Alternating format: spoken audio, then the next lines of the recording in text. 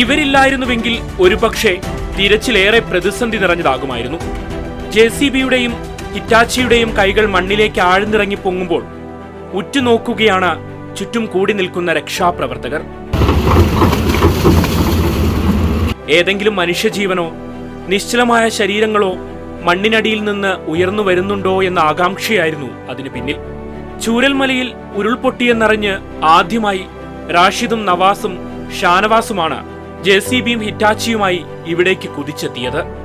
ഇതിനിടയിൽ വരുന്ന വഴിയിൽ ഗതാഗതത്തിന് തടസ്സമായി വീണ മൺതിട്ടകളും മറ്റ് തടസ്സങ്ങളും നീക്കി തന്റെ JCBയും ഹിറ്റാച്ചിയുമായി മീനങ്ങാടിയിൽ നിന്ന് അക്ബറും ദുരന്ത സ്ഥലത്തേക്കെത്തി. പിന്നെ രാവിലെ 6 മണിക്ക് തുടങ്ങി രാത്രി വൈകുവോളമുള്ള രക്ഷാപ്രവർത്തനം. ആദ്യ 3 ദിവസം ഡീസൽ അടിച്ചത് ഉടമകൾ തന്നെയായിരുന്നു. പിന്നീടുള്ള ദിവസങ്ങളിൽ സർക്കാർ സംവിധാനത്തിലൂടെ ഡീസൽ ലഭിച്ചു തുടങ്ങി. 5 JCB, 68 വലിയ ഹിറ്റാച്ചികൾ, 10 ചെറിയ ഹിറ്റാച്ചി ഉൾപ്പെടെ 83 വാഹനങ്ങൾ ചെളിയിലും മരത്തിനടിയിലും കൂറ്റൻ പാറകൾക്കുള്ളിലും കുടുങ്ങിക്കിടക്കുന്ന നിരവധി മൃതദേഹങ്ങളും ശരീരഭാഗങ്ങളുമാണ് പുറത്തെടുത്തത്. ഇവരുടെ പ്രവർത്തനത്തെക്കുറിച്ച് നേതൃത്വം നൽകുന്ന ഉദ്യോഗസ്ഥർ പറയുന്നത് ഇങ്ങനെയാണ്. കരാറുകാരുണ്ട്, അതുപോലെ തന്നെ ക്രഷർ ഓണേഴ്സ് അസോസിയേഷൻ ഉണ്ട്, എർത്ത് മൂവ് എക്യുപ്മെന്റ്സ് അസോസിയേഷൻസ് ഉണ്ട്. അപ്പൊ ഇങ്ങനെ വയനാട് ജില്ലയിലെയും കോഴിക്കോടിലെയും മലപ്പുറം ജില്ലകളിലെയും ആൾക്കാരാണ് നമ്മള് ഈ രീതിയിലുള്ള ആൾക്കാരാണ് നമ്മളെ സഹായിച്ചത് ഒത്തിരി.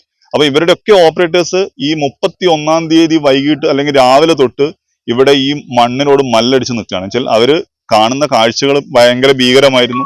എന്നുവെച്ചാൽ ഓരോ ബക്കറ്റും അവരെടുത്ത് പുറത്തേക്ക് വെക്കുമ്പം അതിൽ ഒന്നുകിൽ ഒരു മൃതദേഹമോ അല്ലെങ്കിൽ ഒരു ജീവനോ ഒക്കെയായിരുന്നു ഉണ്ടായിരുന്നത്. അപ്പം അത്തരം വെല്ലുവിളികളിൽ നിന്ന് അവര് ഇത്രയും നല്ല രീതിയിൽ ഇവിടെ മുഴുവൻ നമ്മൾ അക്ഷരാർത്ഥത്തിൽ പറയുകയാണെങ്കിൽ ഉഴുത് മറച്ചെടുത്തിരിക്കുകയാണ് ഹിറ്റാച്ചിയോ JCBയോ വെച്ചിട്ട്. ചെളിയിൽ താഴ്ന്നും വെള്ളം കയറിയും വാഹനങ്ങൾക്ക് കേടുപാടുകൾ സംഭവിച്ചും നഷ്ടങ്ങൾ സഹിച്ചും ഒരു നാടിന്റെ ദുഃഖത്തിനൊപ്പം ചേരുകയാണ് ഈ കൂട്ടർ.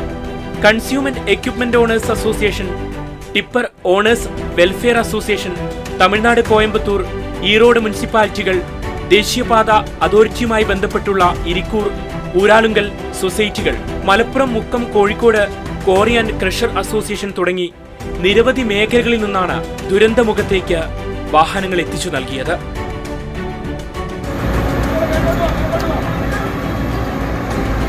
ഷെരീഫ്, വയനാട് വിഷൻ, മേപ്പാടി.